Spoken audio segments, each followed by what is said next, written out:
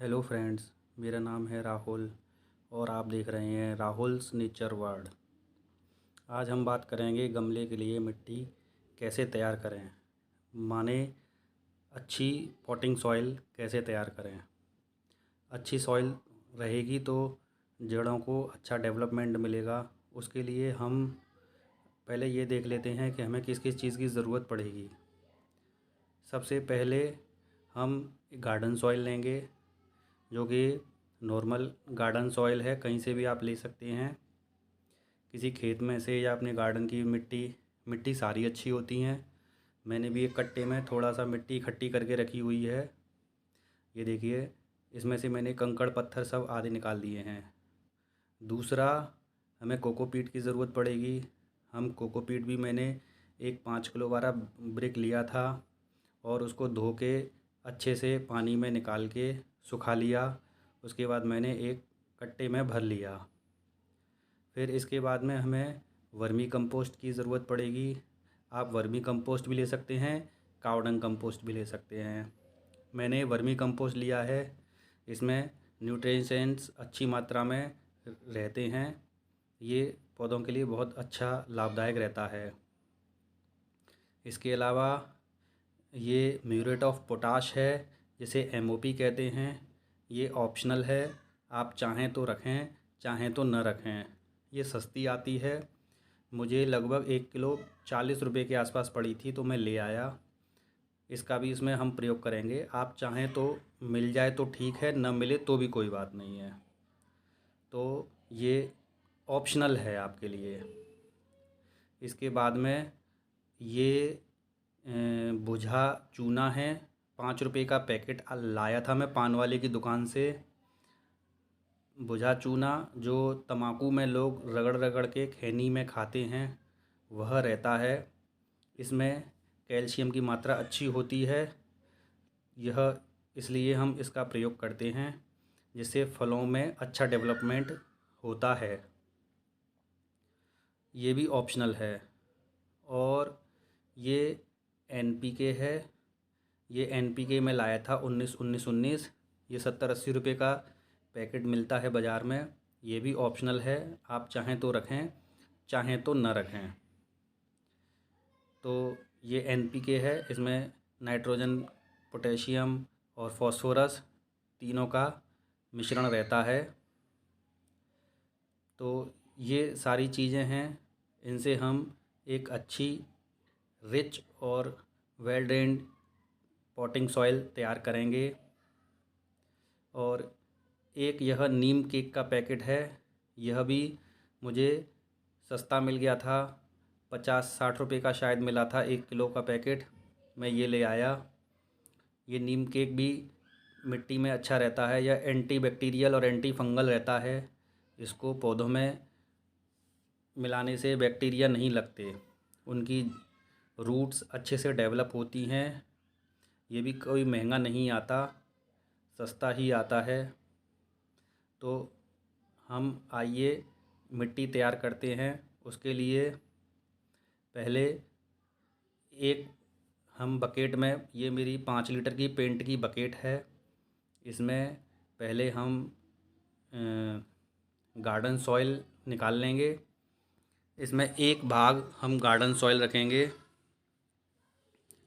Garden soil बड़ी ही essential रहता है, ये ज़रूरी होना चाहिए। कुछ लोग बिना गार्डन सॉइल के केवल कोकोपीट में या केवल कंपोस्ट में प्लांट्स लगा देते हैं, जो कि नहीं लगाने चाहिए।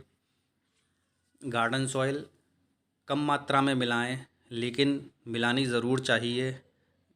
गार्डन सॉइल में बहुत सारे चीज़ें ऐसी होती हैं जो खाद में नहीं होती, तो वो वहीं से मिलती हैं। इसलिए हम एक भाग गार्डन सॉइल लेंगे। और नापने के लिए ये हमारे पास एक 5 लीटर की पेंट की बाल्टी है, जो मेरे घर में खाली हुई थी, वो मैंने संभाल के रख ली। इसी से हम नाप के अपना काम चला लेंगे। तो ये एक बाल्टी मैंने मिट्टी तैयार कर ली। अब इस मिट्टी को इतनी ही मात्रा में हम ज़मीन पर पलट लेंगे। ये देखिए मैंने मिट्टी पलट ली है। अब इतनी ही क्वांटिटी में, इसी रेशो में हम कोकोपीट लेंगे। कोकोपीट लेंगे जो कि हमारे पास पहले से ही तैयार किया हुआ, धुला हुआ रखा है। एक भाग हमने मिट्टी ली, एक भाग कोकोपीट लेंगे। अब ये कोकोपीट नापने के लिए हम उसी बाल्टी का प्रयोग करेंगे जिसमें कि हमने मिट्टी नापी है। थोड़ा बहुत अगर ऊपर नीचे भी रहेगा तो भी कोई ऐसा दिक्कत वाली बात नहीं है। तो ये एक भाग कोकोपीट का हम इस तरीके से पूरा भर लेंगे। ये बहुत मुलायम सॉफ्ट रहती है। ये मिट्टी को बड़ा सॉफ्ट सॉफ्ट बना देती है। ये अब हमारे एक भाग मिट्टी और एक भाग कोकोपीट इसमें हमने मिक्स कर दिया है।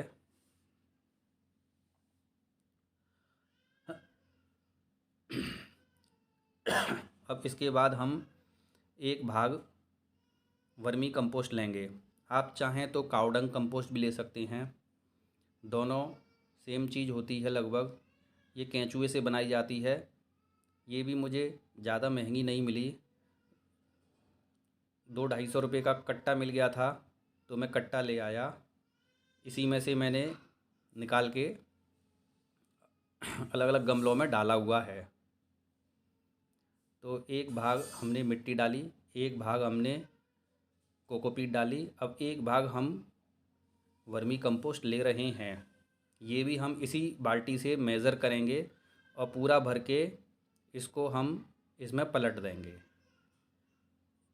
इससे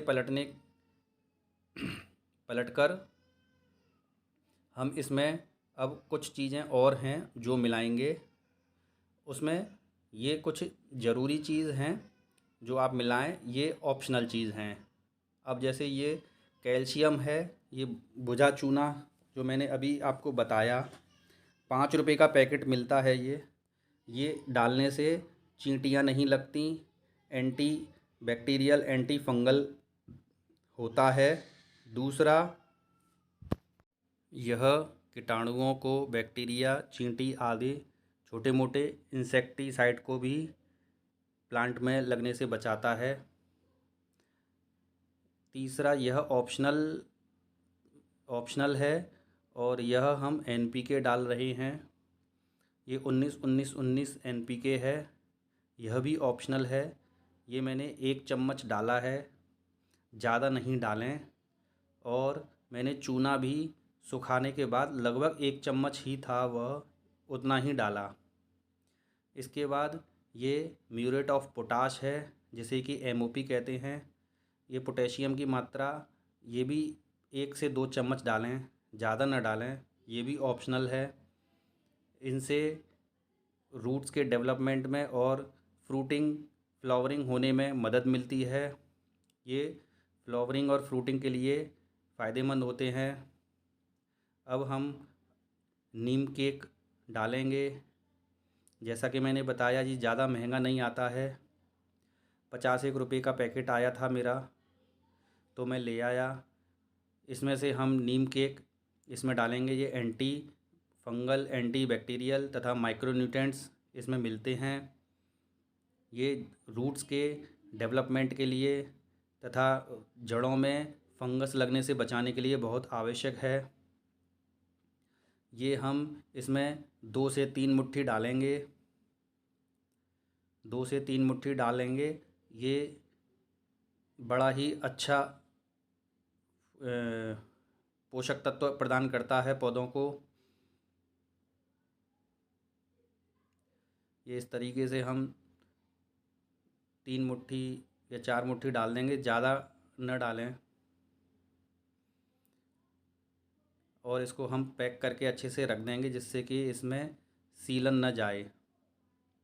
अब इसको किसी चीज़ की सहायता से या हाथों से अच्छे से हम मिक्स कर लेंगे।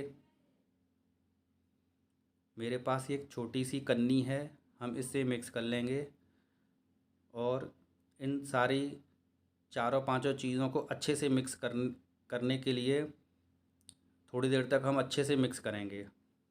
इसमें मैंने आपको बताया NPK ऑप्शनल है, MOP ऑप्शनल है और चूना ऑप्शनल है। इसमें ज़रूरी मिट गार्डन सॉइल ज़रूरी है, कोकोपीट ज़रूरी है, वर्मी कंपोस्ट ज़रूरी है और नीम केक ज़रूरी है। ये चीज़ें अवश्य डालें, बाकी ऑप्शनल है। वैसे ज़्यादा महंगी नहीं आती, आपका दिल करे तो आप डालें, न करे तो न डालें। और इस तरीके से अच्छे से मिलाने के बाद ये भुरभुरी मिट्टी आपकी तैयार हो जाएगी। इसमें ये हम भुरभुरी इसलिए रखते हैं कि रूट्स डेवलपमेंट अच्छे से हो जाए और उनमें कोई फंगस वगैरह भी न लगे। ये आप मिट्टी को ऐसे दबा के देख सकते हैं, इसका ढेला नहीं बनेगा, ये भुरभुरी रहेगी और आराम से बिखर भी जाएगी। तो ये जड़ों के लिए बहुत अच्छी मिट्टी है। हम ऐसे ज्ञानवर्धक वीडियो आपके लिए लाते रहते हैं। और ये मिट्टी भी तैयार हो चुकी है। और हमारे चैनल को सब्सक्राइब करें, लाइक शेयर करें। धन्यवाद।